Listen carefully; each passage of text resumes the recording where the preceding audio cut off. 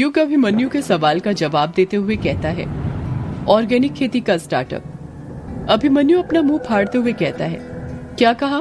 खेती? खेती नहीं, ऑर्गेनिक खेती। दोनों में अंतर है। मैंने देखा है आजकल बड़े बड़े बिजनेसमैन अपना सब कुछ छोड़कर ऑर्गेनिक खेती कर रहे हैं, क्योंकि ये भी एक अच्छा बिजनेस है और मुझे यकीन है मैं भी कर सकता हूँ और इसे एक अच्छा स्टार्टअप बना सकता हूँ। हाँ, ये सब पता है मुझे, पर तू ये बता, तुझे खेती करनी आती भी है? आती तो नहीं, पर हाँ सीख जाऊंगा। वो कैसे? यार, आजकल YouTube सब सिखा देता है। लाइव सेशन भी होते हैं और वैसे भी इंटरनेट सिर्फ व्हाट्सएप, इंस्टाग्राम, फेसबुक यूज करने के लिए नहीं है, समझा? चल ये भी ठीक है, पर तू खेती करेगा कहाँ? तेरे पास जमीन भी है खेती करने के लिए? अभिमन्यु, तू अंधा है क्या? तूने ग्रेवयार्ड कोठी के बाहर जो 2 हेक्टेयर जमीन खाली है वो नहीं देखी क्या? बेटा, वो जमीन नहीं, कब्रिस्तान है। तू शायद भूल रहा है, तेरी ये ग्रेवयार्ड कोठी कब्रिस्तान के ऊपर बनी है। तू कब्रिस्तान के ऊपर खेती करना चाहता है? यार अभिमन्यु, तू कैसी बातें कर रहा है? कोई 2 हेक्टेयर में कब्रिस्तान बनाता है क्या? हो सकता है बस ये कोठी कब्रिस्तान के ऊपर बनी हो, बाकी जगह ठीक हो। और एक बात बता, तू मेरा दोस्त है ना, तो तुझे तो मुझे मोटिवेट करना चाहिए खेती करने के लिए कि मैं कुछ नया करने जा रहा हूँ। इससे एम्प्लॉयमेंट भी बढ़ेगा और देश की तरक्की भी होगी। तू मुझे इतना डिमोटिवेट क्यों कर रहा है? अभिमन्यु को अपनी गलती समझ आ जाती है और वो कहता है, सॉरी यार, मैं भूल गया था कि इंसान को नौकरी करने के लिए नहीं बल्कि नौकरी देने के काबिल बनना चाहिए। तेरे इस काम में मैं पूरी तरह तेरे साथ हूँ। बस तू एक आवाज लगाना कि क्या मदद चाहिए तुझे और मैं झट से हाजिर हो जाऊंगा। शुक्रिया यार, जब तेरे जैसा दोस्त मेरे साथ है तो कोई भी चुनौती मुझे रोक नहीं सकती। तो फिर काम शुरू करें। कैसा काम? युग अपने चारों तरफ देखते हुए कहता है, यार तू फिर भूल गया? कल रात में मैंने कहा था ना कि सुबह उठते से ही पहला काम ये करेंगे कि हवेली की सफाई करेंगे। दिख नहीं रहा कितनी धूल है यहाँ पर? हाँ यार, बात तो तेरी बिल्कुल सही है, पर तू खुद देख कितनी बड़ी हवेली है। अगर हम दोनों 2 दिनों तक भी लगातार सफाई करते रहे तब भी पूरी धूल साफ नहीं होने वाली। तो फिर क्या करें? तू चाहता है ऐसे ही धूल रहने दे, सफाई ना करें? अरे, मेरे कहने का मतलब ये नहीं था। तो फिर क्या मतलब था तेरा? मेरा मतलब था किसी को मदद के लिए बुला लेते हैं। 2-3 लोग रहेंगे तो जल्दी हो जाएगी सफाई। किसको बुलाएंगे? कौन आना चाहेगा ग्रेवयार्ड कोठी में? यार तू भूल रहा है, अपने पुराने यार अभी भी इसी गांव में हैं। मैं उसे फोन करता हूँ। उसे किसे? कछुए को यार। युग कुछ याद करते हुए कहता है, ये तू वही कछुए की बात तो नहीं कर रहा जिसका असली नाम कछेंदर था और वो सब काम धीरे धीरे करता था, इसीलिए हमने उसका नाम कछुआ रख दिया था? हाँ, मैं उसी की बात कर रहा हूँ। क्या ये अभी भी स्लो है बचपन की तरह? जब तू मिलेगा तो खुद देख लेना।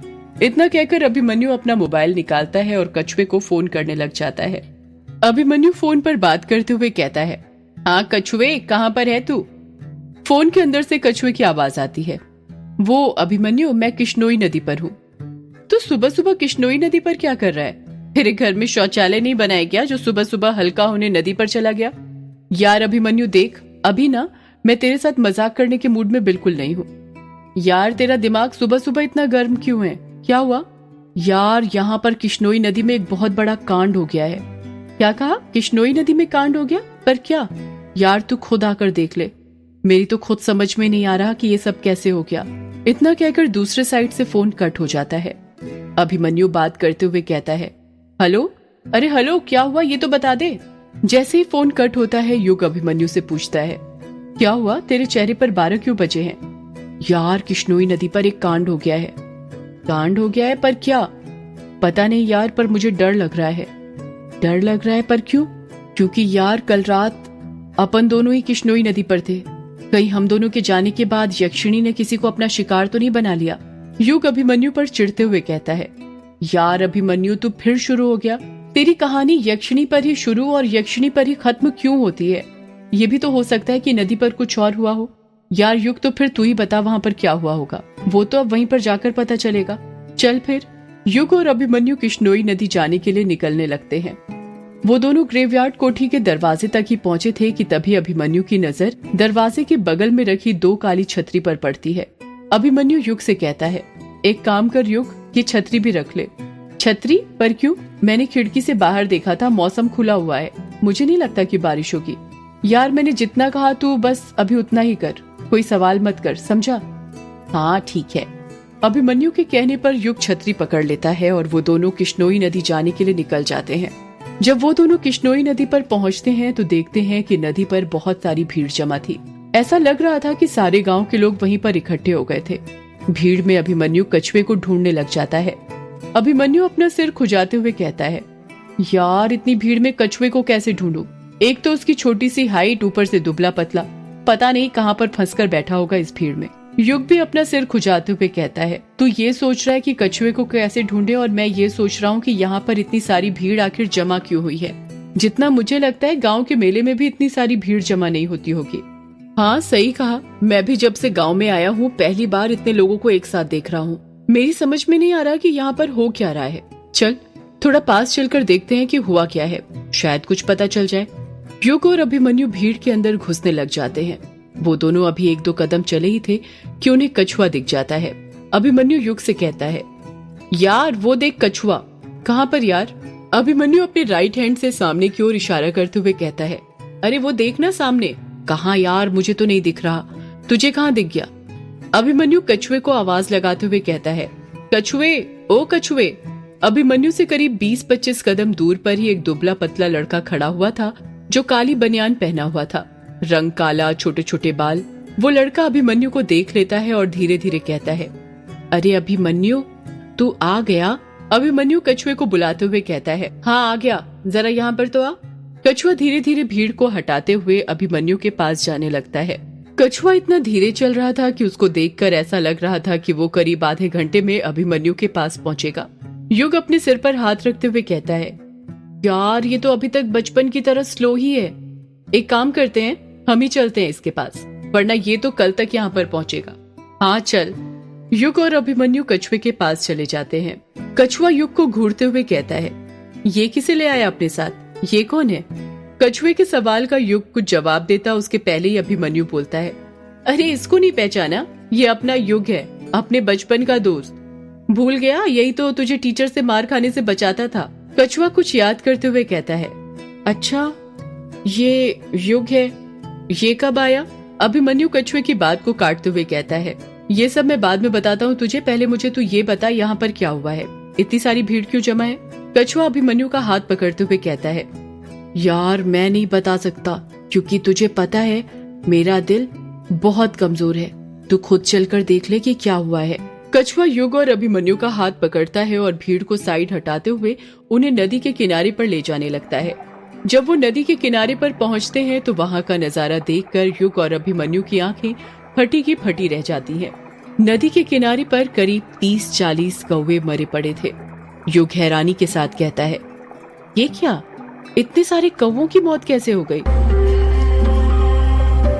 अभिमन्यु कौवों को देखकर इतना परेशान हो गया था कि कुछ नहीं बोल पा रहा था। कछुआ मरे हुए कौवों को देखते हुए कहता है, वही तो युग, तुझे पता है कुछ सालों से हमारे गांव में एक भी कौवे नजर नहीं आ रहे थे, और आज दिखे भी तो वो भी इतने सारे, वो भी ऐसी हालत में मरे हुए। उन तीनों के पास कुछ आदमी खड़े हुए थे जो आपस में बातें कर रहे थे। पहला आदमी कहता है, उन्हीं आओ दे छिन, उसने संकेत करे कोच, मृत्यु के खेल शुरू भय कोच। दूसरा आदमी कहता है, तपाई सही हुनु, हुंज उन्हीं आओ दे छिन, ये मृत्यु के पहलो चिन्ह हुनु छुन। युग हैरानी के साथ कहता है, ये लोग आपस में क्या बात कर रहे हैं? अभिमन्यु युग के सवाल का जवाब देते हुए कहता है, ये लोग आपस में नेपाली में बात कर रहे हैं। तुझे तो पता है हमारे मेघालय में नेपाली, बंगाली, खासी, असमिया, सिलेहटी, बोडो, बियाट, प्रार और हजोंग भाषाएं बोली जाती हैं। युग अभिमन्यु पर चिढ़ते हुए कहता है, यार मैंने तुझसे मेघालय की भाषा का इतिहास नहीं पूछा, मैं ये जानना चाहता हूँ कि ये आदमी आपस में क्या बातें कर रहे हैं। तुझे पता है ना मुझे नेपाली नहीं आती। हाँ बता रहा हूँ, चिढ़ क्यों रहा है? ये लोग आपस में बातें कर रहे हैं कि वो आने वाली है, उसने संकेत दे दिया है, मौत का खेल शुरू हो गया है, ये मौत का पहला संकेत है। युग हैरानी के साथ कहता है, ये लोग किसकी बातें कर रहे हैं? कौन आने वाली है और उसने क्या संकेत दिया है? कछुआ धीरे से कहता है, यक्षिणी, युग यक्षिणी आने वाली है, ये उसी ने मौत का संकेत दिया है। युग कुछ रिएक्शन देता उससे पहले ही अभिमन्यु कुछ सोचते हुए कहता है, यार मुझे लग रहा है ये सब हमारे कारण हो रहा है। हमारे कारण? पर कैसे? यार देख, कल रात ही हम दोनों ने ग्रेवयार्ड कोठी का दरवाजा खोला और फिर सुबह होते ही इतने सारे कौवों का मरना ये कोई इत्तेफाक नहीं हो सकता। आज से पहले कभी ऐसा नहीं हुआ। कछुआ अपना मुंह फाड़ते हुए कहता है। क्या कहा? तुम दोनों ने ग्रेवयार्ड कोठी का दरवाजा खोला, पर क्यों? तुम्हें पता नहीं है क्या? ग्रेवयार्ड कोठी यक्षिणी का दूसरा ठिकाना है। अब वो किसी को नहीं छोड़ेगी, तब मर्दों को अपना शिकार बनाएगी। युग कछुए को समझाते हुए कहता है। यार कछुए, ऐसा कुछ नहीं है, मैं बताता हूँ ये कौवे कैसे मरे। कल रात ना ये अभिमन्यु अपने साथ एक डिवाइस लाया था, उसमें से आवाजें आ रही थी। हो सकता है कि वही आवाजें वो सह नहीं पाए और उनकी डेथ हो गई। तुझे तो पता ही होगा कि इन पक्षियों पर मोबाइल की वेव का कितना असर पड़ता है। अभिमन्यु कहता है। यार युग, अब तू सारा इल्जाम मेरे इलेक्ट्रोमैग्नेटिक डिवाइस के ऊपर मत लगा, समझा? चल, तेरे लिए मैं मान भी लेता हूँ कि ये कौवे मेरे डिवाइस की आवाज से मरे, पर तू बता, सिर्फ कौवे ही क्यों मरे? और कोई पशु पक्षी भी तो मर सकते थे। जरा गौर से देख, यहाँ पर जितने भी शव हैं सब कौवों के हैं। अभिमन्यु की बात सुनकर युग चुप हो जाता है, क्योंकि उसके पास उसके सवाल का कुछ जवाब नहीं था। अभिमन्यु अपनी बात को आगे जारी रखते हुए कहता है। ये संकेत है युग, मौत के आने के पहले का। तुझे कौवों के बारे में नहीं पता क्या? क्या नहीं पता? यही कि हमारे हिंदू शास्त्रों में कौवे को यमराज का दूत कहा गया है। ऐसी मान्यता है कि कौवा यमलोक में जाकर पृथ्वीवासियों के विषय में चित्रगुप्त जी को सूचित करता है। यानी कौवा ही व्यक्ति के जिंदगी में किए गए लेखे जोखे का हिसाब रखता है। परंतु शगुन शास्त्र के अनुसार कौवा मात्र यमलोक में ही नहीं, बल्कि हम इंसानों को भी धरती पर संकेत देकर आने वाले कल की भविष्यवाणी करता है। और इतने सारे कौवों की मौत संकेत है कि जल्द गांव में बहुत सी मौत होने वाली है। कछुआ भी अभिमन्यु का साथ देते हुए कहता है। हाँ युग, ये अभिमन्यु बिल्कुल ठीक कहता है। मेरी दादी बताती है कि पुराने समय में ये परंपरा थी कि अगर किसी के सिर पर कौवा बैठ जाए और चोंच मार दे तो जरूर कुछ बुरा होने वाला होता है। आने वाली मुसीबत से बचने के लिए वो इंसान अपने रिश्तेदार को झूठा पत्र लिखकर अपनी मौत की जानकारी देता था। क्या? पर क्यों? वो इसलिए क्योंकि मौत की झूठी खबर सुनकर उसके परिजन उसकी मौत का शोक करते थे और फिर उसी दिन दूसरा पत्र भेजा जाता था कि ये एक झूठी खबर थी। लिखते थे कि उसके सिर पर कौवा बैठ गया था। मान्यता है कि झूठी खबर उड़ाने से कौवे द्वारा लाया गया संकट दूर हो जाता है। युग अभिमन्यु और कछुए की बात को नकारते हुए कहता है। अगर तुम दोनों को ये सब पता है तो क्या ये नहीं पता कि काकभुशुंडी जी श्री राम के परम भक्त थे। उन्हें इच्छा मृत्यु का वरदान भी प्राप्त था। आज के जमाने में कौवों को काकभुशुंडी का ही प्रतिरूप माना जाता है।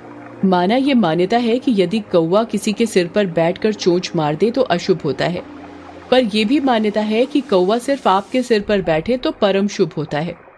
अब तुम दोनों ही बताओ, हम कैसे पता लगाएं कि कौवा हमारे सिर पर सिर्फ बैठा था या उसने चोंच मारी होगी? अभिमन्यु और कछुआ चुप ही रहते हैं। युग अपनी बात को आगे जारी रखते हुए कहता है। देखो यार, अलग अलग धर्मों में अलग अलग मान्यता है। किसी के धर्म में कौवों का दिखना शुभ माना जाता है तो किसी में अशुभ, और किसी धर्म में तो कुछ फर्क ही नहीं पड़ता, क्योंकि वो ये सब चीजें मानते ही नहीं है। और मैं भी नहीं मानता। ये सब सिर्फ अंधविश्वास है और कुछ नहीं, समझे तुम दोनों? कछुआ डरते हुए कहता है। यार तुझे नहीं मानना तो मत मान, पर तुम दोनों ने ठीक नहीं किया ग्रेवयार्ड कोठी का दरवाजा खोलकर। तुझे पता भी है ग्रेवयार्ड कोठी का दरवाजा बंद करने के लिए कितने लोगों ने अपनी जान दी थी? युग चौंकते हुए कहता है। क्या कहा?